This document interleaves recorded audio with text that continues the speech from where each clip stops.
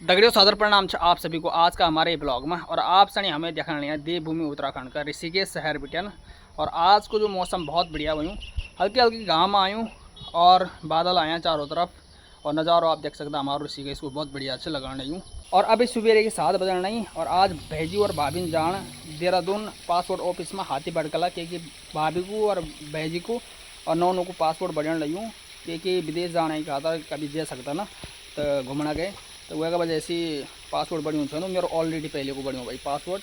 और अब जो छा हम अपनी गाड़ी धोने नहीं यहाँ भैजी काम पर लगे हाँ वैक्यूम क्लीनर जो मशीन तान जो छा ना सफेद करना यहाँ भीतर एक भीतर घुस देखा। और पूरी गाड़ी जो छा मशीन साफ कर लिया भीतर बिटन बहरे बिटन दगड़ियों मैं जिम्मेदारी दी नहीं पूरी गाड़ी साफ करना की पूरा देख सकता माटे माटन जो छा ये छिटा पड़िया। और मैंने पानी करेल चालू अपरू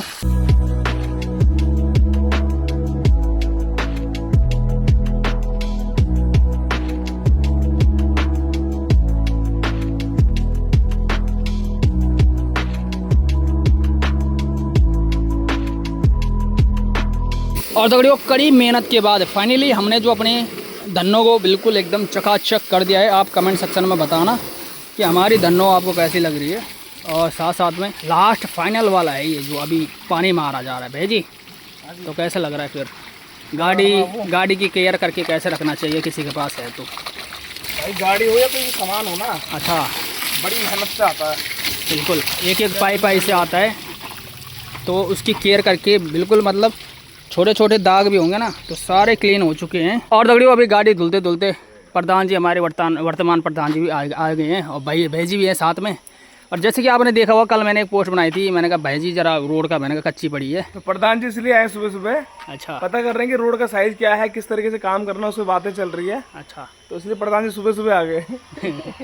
तो भाई जी 2 शब्द बताइए।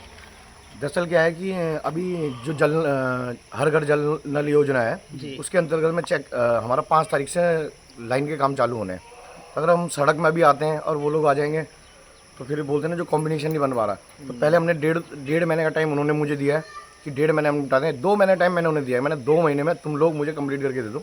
2 महीने के बाद फिर हम लोग अपना सड़कों का जैसे कुछ PWD से, कुछ MDDA से, कुछ RS विभाग से, कुछ जिला पंचायत से, कुछ ब्लॉक प्रमुख से और कुछ पंचायत से और कुछ कोशिश करेंगे विधायक निधि से। तो हम वो चाह रहे हैं। तो बस सबसे पहले है कि जहाँ आप लोगों ने इंतजार किया है, नहीं आप लोगों की बात नहीं कर रहा, जितने भी गढ़ी ग्राम सभा में जो सड़कें अगर बची हैं, क्योंकि कुछ सड़कें ऐसी थी, आप लोगों की सड़कों की हालत तो ठीक है, कुछ सड़कों की हालत ऐसी थी कि वहाँ बच्चे बेचारे आ भी नहीं पा रहे स्कूल में। तो वहाँ मैंने अभी बीच में देखा हो आपने 3-4 दिन पहले पूरा बजरोड़ा गिरवाया मैंने, कम से कम 100 ट्रॉली के आसपास पूरे गढ़ी ग्राम सभा में बजरोड़ा गिराया। तो कम से कम थोड़ा चलने के लिए तो हो जाए लोगों। बिल्कुल और भाई जी बच्चों की एक बहुत बड़ी एक समस्या है कि एक ग्राउंड तक नहीं है खेलने के लिए। यहाँ तक कि मेरे पास आपके बच्चे नहीं बोल दिया कि भैया हमारे पास एक ग्राउंड नहीं है। बताओ करोड़ जी ऐसा ना ग्राउंड यहाँ पे नहीं है, लेकिन अब हमारा जो शांति भाई हैं खदरी में जी, उनके यहाँ पे 70 बीघा में खेलो इंडिया का एक प्रोजेक्ट में ग्राउंड बन रहा है जिसमें सारे इंडोर गेम्स आउटडोर गेम्स सारे होंगे। अच्छा। तो वो शांति भाई और मैं जब पिछले कार्यकाल में उस टाइम अरविंद पांडे शिक्षा मंत्री थे तो उनसे मेरी बहुत अच्छी थी अरविंद पांडे जी से, और वो पंचायती राज में भी थे। तो मैंने वो 2 अरविंद शांति भाई के साथ गए थे हम।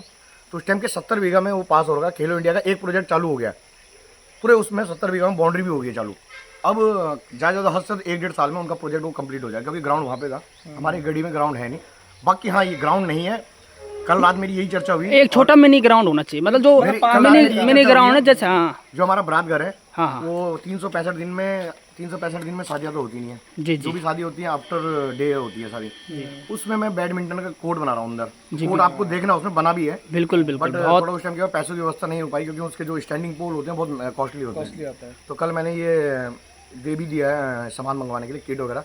कुछ कोशिश कर रहे हैं कि हम ये जो हाट के ग्राउंड है यहाँ पे हाट को ही संडे को ही हाट लगती है, एक कोर्ट हम यहाँ पे बना देंगे बच्चों के लिए वॉलीबॉल का जी। और क्रिकेट का फील्ड में सुधारता हूँ, इनके लिए TAT ग्राउंड अभी खाली है तो उसका यूज़ ले लेते हैं। और हम चाहेंगे कि बच्चों को नशे से दूर इसलिए रोका जाए कि जब ये खेल के प्रति अपना समर्पित होंगे और वहाँ उनका रुझान जाएगा। और अब अभी आपको थोड़े टाइम बाद पार्क की सुविधा भी मिलने वाली है, करने वाला हूँ। थोड़ी ज़मीन मैंने निकाली है। और जो हमारे बूढ़े बुजुर्ग हैं उनके तो अलग ही है, जो हमारे जो हैं उनके पार्क एक हो जाता है थोड़ा घूमने फिरने। बोला ना पार्क की व्यवस्था भी कर रहा हूँ, लेकिन मिनी पार्क रहेगा, लेकिन उसमें सारी सुविधाएं दूंगा मैं। बिल्कुल। और अभी जो हमारा पंचायत घर है उसी के ऊपर एक लाइब्रेरी का मैंने प्रस्ताव डाला था। लाइब्रेरी होगा, उसी के नीचे पंचायत घर होगा और इंडोर गेम्स के लिए जैसे कैरम बोर्ड और ये, तो हम लोग ये बारात घर के अंदर कराएंगे क्योंकि सुबह, और महिलाओं को भी इसमें घुसाएंगे कि बैडमिंटन खेले और इसमें उनके लिए कंपटीशन भी रखेंगे। बिल्कुल सही बात है। और अब मेरा वॉलीबॉल का टूर्नामेंट होना है 2-3 महीने बाद, तो एक कोर्ट में यहाँ पे बना रहा हूँ।